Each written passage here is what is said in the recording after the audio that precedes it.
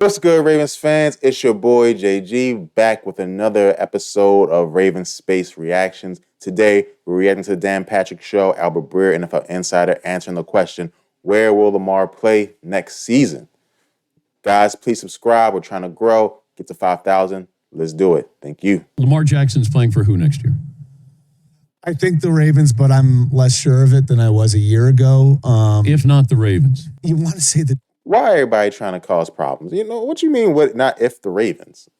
God, just say, hey, the Ravens, and let's pack it up. We're done here. I'm good to go. You good to go? Let's go. That's what I want. We're all good to go. You playing for the Ravens next year? Let's pack it up and get the season started. You know, the Dolphins, because there's so many natural reasons for it. I believe the Dolphins when they say like they want to give it another run with Tua. I think the problem that the Dolphins run into is that fifth-year option. They've got to make a decision on the fifth-year option. There's the concussion issue. Now, that's a $25 to $30 million decision. And if you pick up his option, those are fully guaranteed now.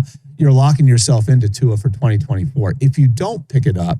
So before they go on, guys, I want to talk about this because you guys in the comments, and I said the Dolphins before, you know, y'all were brutal to me. I'm like, guys, I'm just telling you what I'm hearing. You know what I'm saying? I don't want Lamar to go to the Dolphins. Oh, the Dolphins don't got no cap space. The Dolphins, they like Tua. This is what the experts are saying, guys. I'm telling you, y'all think I'm making things up? No. It's possible for him to go to the Dolphins. First, you say, oh, they don't have any assets. They got enough assets, right? Again, you have to remember that teams are not going to give. There's only two teams that are truly in the running. There's only two teams that you can trade Lamar to: the Atlanta Falcons and the Miami Dolphins. This is simply because other teams have their quarterback. And remember, Lamar's contract is expiring. So if you trade Lamar, let's just say, for example, to the Vikings, Lamar is not going to want to be in Minnesota. He doesn't have to. He has a contract that says he doesn't have to because it's expiring.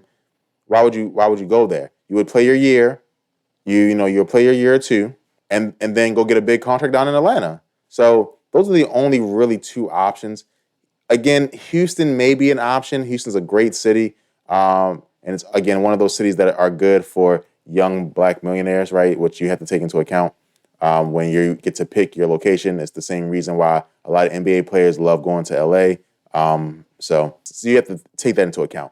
So I truly do believe that there's only two teams in the running, maybe a third, but the two teams are Miami and Atlanta, because those are the only teams that Lamar, I think, will sign a long-term deal for. Now, the issue is that does Miami have the money? But again, teams in this league figure it out. So they might be able to figure it out before then. We'll see. Let's see what he has to say about that. Now you're in a year-to-year proposition you're in a year-to-year situation with your quarterback. So does that make you view it differently? And if the opportunity to trade for a Lamar Jackson comes along, do you look at it and say, well, this might make some more sense for us, you know? So I think the issue is like how you bridge the gap if like between like, so the Ravens are willing to give him a top of the market traditional quarterback deal. Lamar wants a Deshaun Watson deal. So like, how do you kind of like, how do you bridge the two? And they've been unable to do it. And I think Lamar, like, they've been unable to do it because that is not what he wants. What do you mean when you say a traditional quarterback deal? A traditional quarterback deal is more than the last person got. That's what a traditional quarterback deal is. Now you're making things up, right? You're trying to say, that's like saying, hey, Aaron Rodgers, quarterbacks, not the quarterback before you, but the quarterback, two quarterbacks before got this much money. So now you have to get what they got. No. Aaron Rodgers is saying, I want the next guy up money. And that's what has always happened. And especially if you're MVP of the league. It's just weird that the rules are changing so much. Blame the Browns. Be mad at them. It's their fault. But the NFL is going to change. The NFL is going to change sooner or later. Before I die, I promise you there will be fully guaranteed contracts for a majority of the players in the NFL. Now, I could be 80, but it will happen before I die. It will happen before I die. Like, you can understand why the Ravens would be hesitant. You can also sort of understand Lamar's point of view, where it's like, I put my body on the line for 5 years for you, and now you're asking me for injury protection 3 years from now? Like, you know what I mean? Like, if you were Lamar, seriously though, like look what you put me, like. And this is another point. I know we like to say that, contracts reflect what the future is. That's not true. It's not true. Contracts reflect everything, right? The reason that at your job you get paid a lot is not because of what they think you're going to do. It's a combination of what they think you're going to do based on what you have already done. That is what contracts are based off of, right? Because guess what? If that was the case, Lamar Jackson, we wouldn't be taking in his injury history, right? We would say, hey, it's based on what can happen in the future, right? But of course, they're going to take it in when they're doing a negotiation. And so he should take it in too and say, I'm an MVP. I won the MVP. Take that into account too. That's all, right? Everybody just wants to be fair.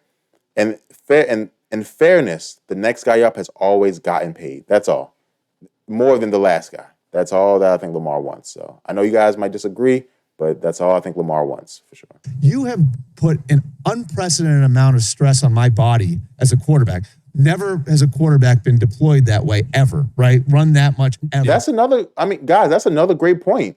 The Ravens are choosing this offense. Oh, we did it around his skill set, his all this and all that. Guess what? That's your fault. You drafted me. You chose this offense. Hey, change the offense. You know what I'm saying? Like, you're calling run plays for the quarterback. That's on you. That's not on Lamar. Lamar's is doing the play. Right? Come on. Like, so that's another good point. Albert Breer's on fire today. You're on fire, sir. Right? And I did that for 5 years for you. And now you're asking me to sign a contract that's going to protect you 3 years from now. So if I have to pay the price for all of this, you aren't going to have to pay that price with me.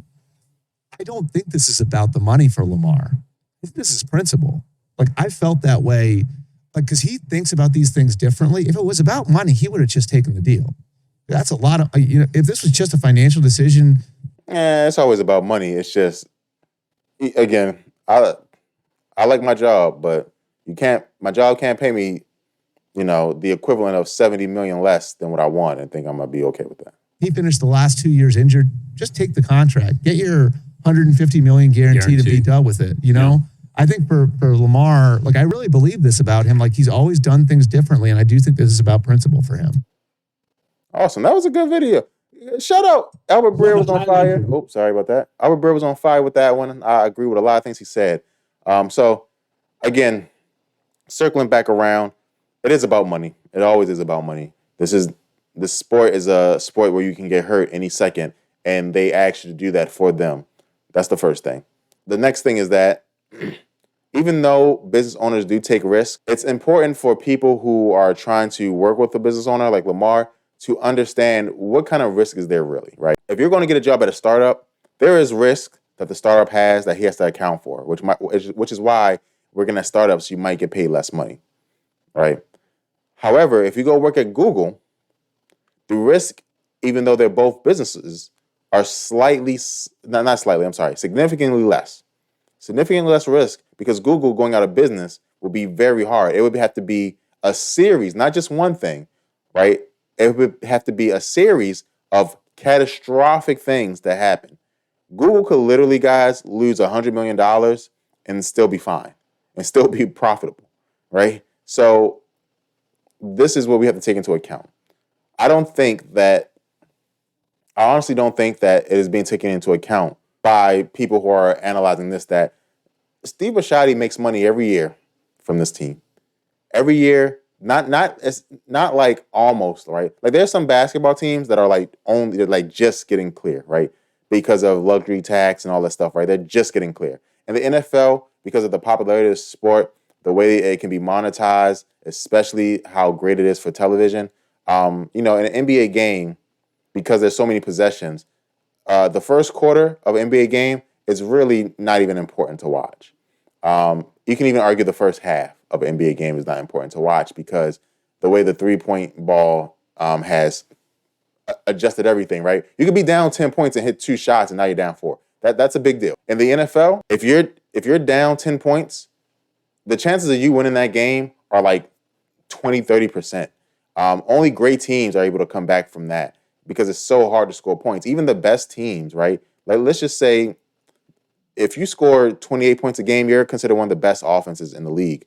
That's 4 times you scored out of, 10 possessions, right? So, not as bad as baseball where you're a Hall of Famer if you hit the ball, 3 out of 10 times, 4 out of 10 times. If you hit the ball 4 out of 10 times in baseball, you're like the best baseball player ever. So this is what you have to take into account. The Ravens are profitable. They're going to make a lot of money.